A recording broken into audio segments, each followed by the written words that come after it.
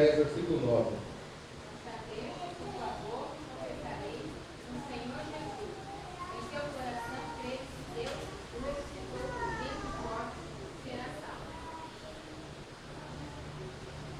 Guardar, a saber, se com tua boca o que tem que fazer? Por isso que quando uma pessoa ela aceita Jesus aqui, vem já na frente, é novo,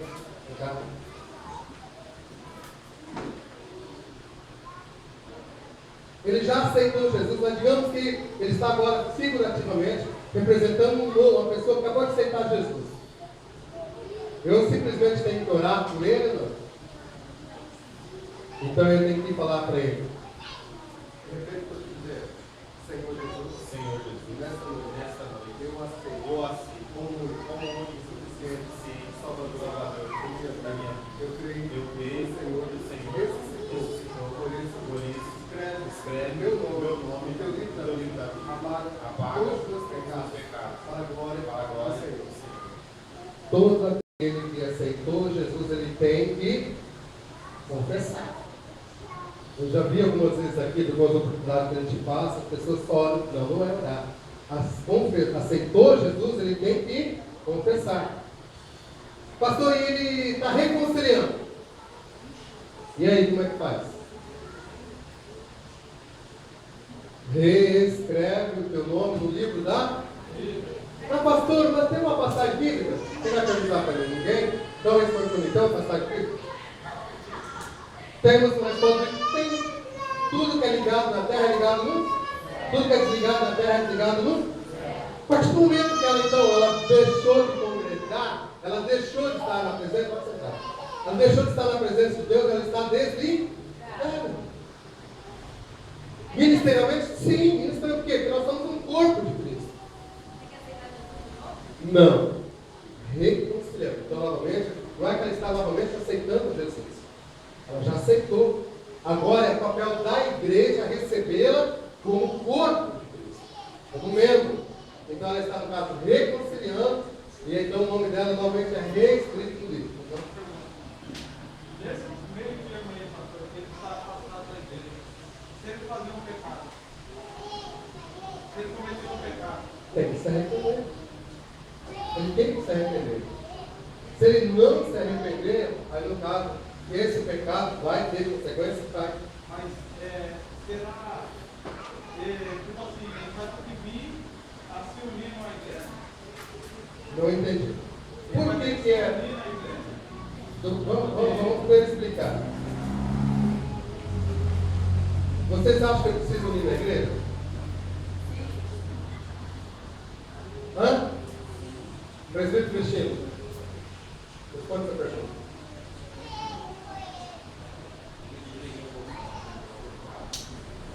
Então vamos lá. Primeiro nós vamos lá. Abra comigo 1 João, capítulo 1, versículo 8 a seguir.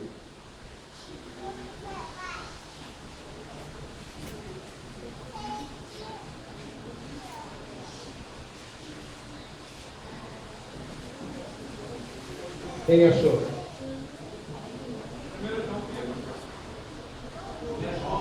1 João, capítulo 1, versículo 8 e 9.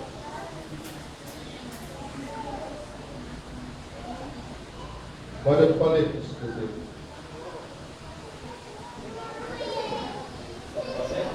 Pode ler. Se dissermos que não temos pecado, enganamos a nós mesmos, e não há verdade em nós. Se confessarmos os nossos pecados, Se o quê? confessarmos os nossos pecados, Ele é fiel e justo para nos perdoar os pecados e nos purificar de toda a injustiça. Então vejam só, ele acabou de ler, então se confessarmos. Então existe o que? A necessidade da confissão e arrependimento. Ele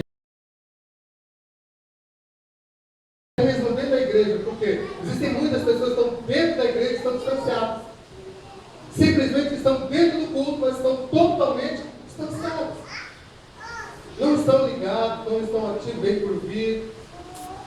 Né? E lá fora o que acontece? Novamente, o pecado pega. E esse é o problema, porque a Bíblia diz diz assim, ela é bem clara. O julgamento virá primeiro para os cristãos. Então nós, que no caso reconhecemos, então o primeiro julgamento vai ser para nós. Depois, para os ímpios. Mas o primeiro julgamento para nós, e com o peso dobrado. Pastor, por quê? Você já leu aquela passagem bíblica que diz assim: ai de ti, Corazim, Betsaida, se tivesses visto esses sinais, maravilhas e milagres, elas teriam arrependido. Então será menos pesado o jugo para eles do que para cá.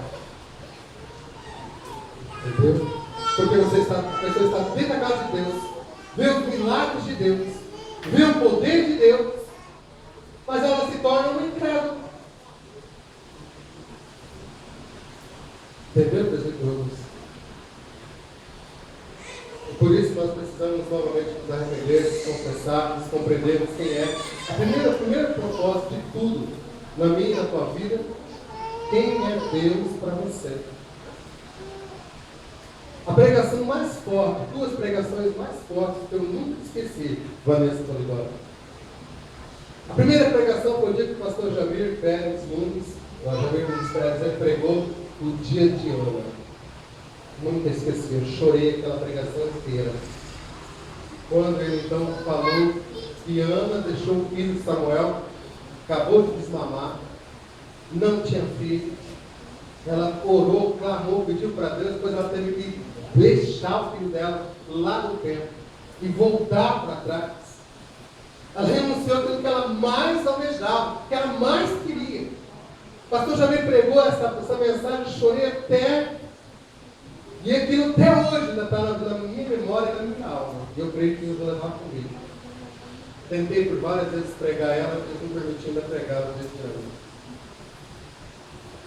Mas já a segunda mensagem, também pregada pelo pastor Jamir Pérez Nunes, no livro da vida. Quem é o teu Deus?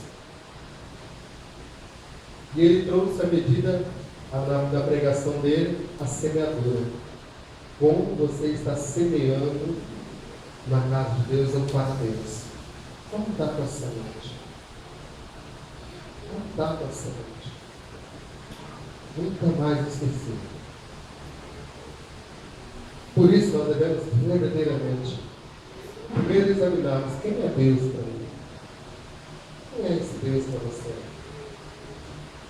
Quando nós reconhecemos, nós cremos, nós acreditamos, olha, nós vamos passar isso aqui assim. Se alguém vir perguntar para você, vamos ver, Jean, mostra na Bíblia para mim, no Novo Testamento, deixa o teu nome lá para trás, que é passado. Fala para mim agora no Novo Testamento. Vanessa, você pode ajudar. Sobre gays. A Bíblia abomina no Novo Testamento? Onde? Romanos capítulo 1, vamos lá.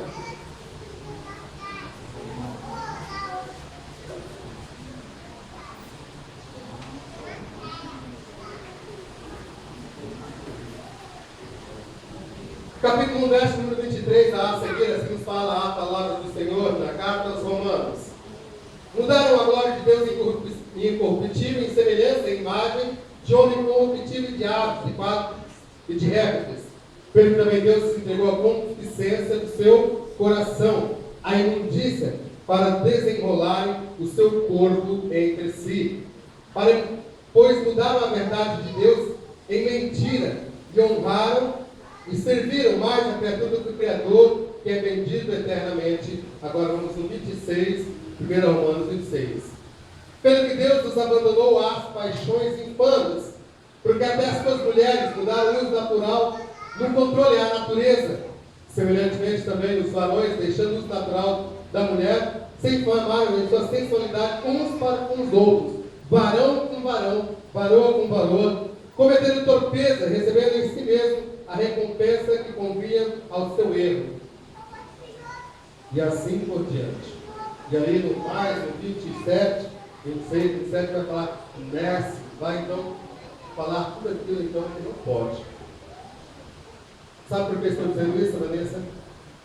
várias igrejas evangélicas de várias denominações estão abrindo para que haja um casamento homossexual.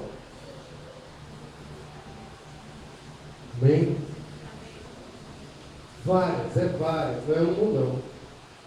Você abriu que notícia gospel, você vai ver igrejas tradicionalíssimas, para vocês terem uma ideia. Igreja presbiteriana. Igreja presbiteriana. João Calvino fundou a igreja. Uma igreja respeitada, conceituada, a igreja luterana, Martinho Lutero. Eu queria ver quando Martinho Lutero tivesse hoje, se ele permitir a igreja luterana realizar tal casamento. João Calvino realizar tal ato, tal casamento. Agora eu glorifico, porque a igreja católica já proibiu o casamento homossexual, embora o Vaticano está estudando a possibilidade. Verdadeiramente vamos estudar a Bíblia, a palavra. Por quê, pastor? Segundo os estudos, Vani, a melhor de todas as pregações dos Gedeões missionários, desde o primeiro Gedeões, a melhor de todas as pregações escatológicas foi de uma mulher. O nome dela? Lana Roder. Quem ela é? Pastora lésbica, que foi pregada nos Estados Unidos, se apaixonou pela esposa do pastor, trouxe a mulher do pastor e acabou com a igreja. Por isso nós devemos estar verdadeiramente alicerçados na palavra. Amém? Vamos colocar de pé. Alguém tem alguma dúvida com relação ao pecado? Eu creio que conseguimos já colocarmos os dois tipos de pecado. Eu creio que conseguimos então falar acerca de todos os pecados. Né? Poderíamos até falar mais, mas creio que já deu para nós entendermos.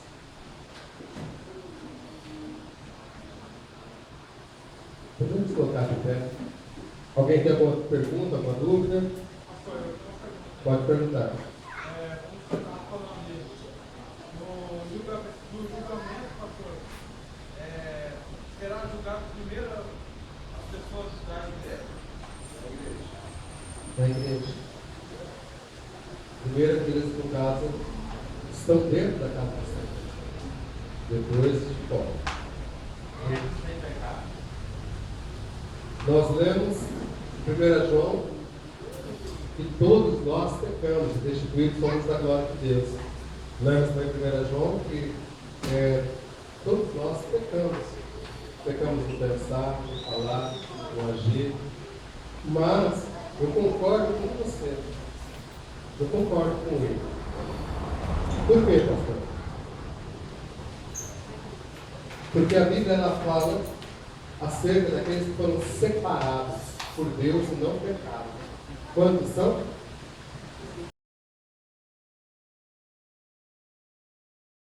$144.000. Além deles, 7.000 do Antigo Testamento que não se contaminaram. Quando Elias disse assim: Senhor, todos pecaram, só eu fiquei. Ele disse: não, tem 7.000 no meio da montanha. Eu queria imaginar, eu parei para imaginar como Deus faz isso. Eu paro para pensar, às vezes, se Deus abriu a montanha, encontrou eles tudo lá dentro, porque eles procuraram, não acharam eles. Jezabel rodeou e mandou várias delegações, matou todas as casas, todos aqueles que se diziam cristãos, todos aqueles que creem em Deus, eles mataram, todos os sacerdotes, todos, menos 7.000.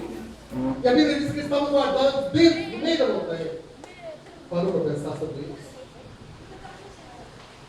Deus, né? Eu até acreditei, eu falei, puxa, Deus ele abriu quando tocaram em Arão e Moisés.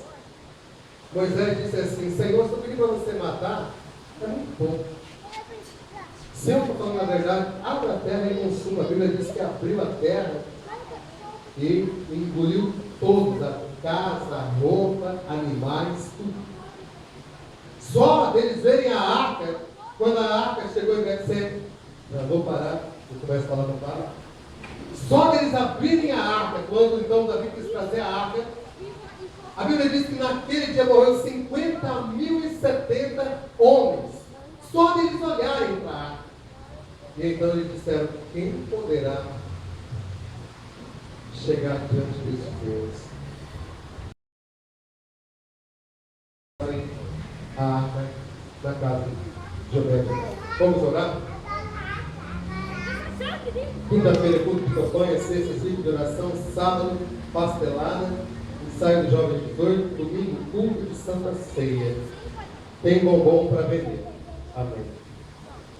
Vem? Glória. Deus dos jovens, monte. Vamos orar então. Senhor Jesus, nós te louvamos, ó Senhor, pela tua palavra. Reconheço, ó Deus, que o Senhor teria muito mais para falar conosco através da tua sagrada Escritura. Mas eu liberto, ó Espírito Santo, dessas poucas palavras, que nós assimilemos, ela possa penetrar dentro do nosso coração, da nossa alma, e que verdadeiramente nós não venhamos pecar contra ti. Por isso eu faço a minha oração, a mesma oração de Davi, a qual assim no Salmo de número 51, ele pede então: não retire de mim o teu Espírito. Não risques, Senhor, o nosso nome do teu livro da vida, mas que o Senhor possa usar de misericórdia, que o teu Espírito nos encher, Senhor, para verdadeiramente fazer o teu querer e a tua vontade. Por isso, Pai, escreve no teu livro da vida esta petição. Livra-nos de mim mesmo, livra-nos, ó Pai, de nós mesmos, livra-nos, ó Senhor, do nosso eu, do nosso querer, da nossa vontade, e que verdadeiramente venha a ser a tua vontade, o teu querer sobre as nossas vidas. Por isso, Senhor, eis-nos aqui. Tenha liberdade, Espírito Santo, sobre todo o nosso interior, porque reconhecemos verdadeiramente que somos templo, morada do teu Espírito. Por isso, Espírito Santo de Deus, tenha liberdade, e assim faça o teu querer, a tua vontade. Dá-te-nos, ó Espírito, para que possamos verdadeiramente compreender o discernimento, para discernirmos as coisas espirituais. Por isso, despeça-nos em paz, e que esta Deus seja uma noite de vitória, de bênção. Embora, Senhor, estejamos dormindo, cremos que o Senhor nos nós, o Senhor não ricocheteia, e por isso o Senhor vela, focado de nós, dá ordem, Senhor, os teus anjos a nosso respeito, e assim venha, Senhor, operar tudo milagre, a tua maravilha em nossas vidas, em nome de Jesus. Amém? Faça assim com as mãos, pelo amor de Deus, a graça, a paz, doce eterna comunhão e a consolação do Espírito Santo de Deus esteja com toda a igreja, todos digamos? Amém! Que Deus nos abençoe. Faltou café. Amém.